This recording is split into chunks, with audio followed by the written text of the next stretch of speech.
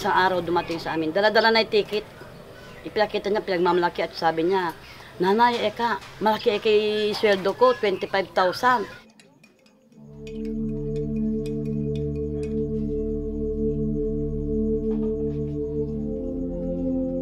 Mapapag-aral ko na yung dalawa kong anak, matutulungan ko pa kayo. Unang-unang sweldo ko, ipapadala ko sa inyo.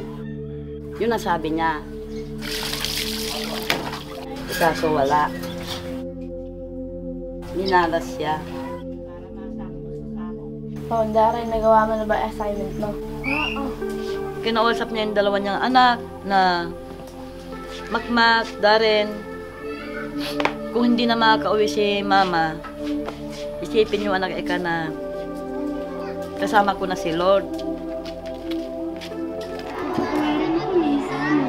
Kahit isang hibla na lang o isang minuto na lang, kung ayaw pa akong kunin ng Diyos, mabubuhay ako. Mark Daniel, eka mahalin mo eka si Darren.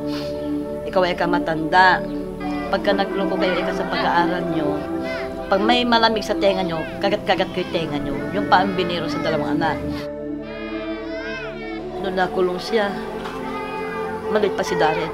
Pero ngayon nakita na ninyo. Nakakapagbasa na. Nakakapagkanta pa.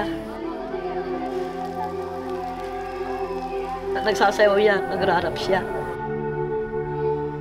Ganon na katagal na nalayo si Mary sa mga anak niya.